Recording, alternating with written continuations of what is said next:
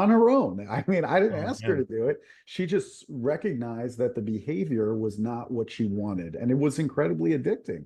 So, how can our students break free of their social media addictions? But basically, as far as the youth out there, again, practicing a little delayed gratification, maybe setting some boundaries on the usage, and replacing the screen time with some, productive activities, exercise, hobbies, school clubs, and then by focusing on our studies, and as we complete certain tasks, we can then reward ourselves perhaps by then spending some time on the social media.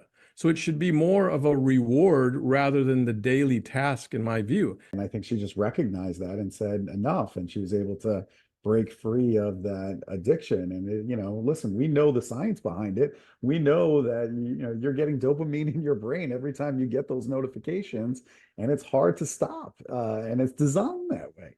So boy, oh boy, we have our Yeah. hands But full. if one fills their life, if as a youth or college student, if you fill your life with other rewarding activities Right. that can benefit your health or just yourself individually,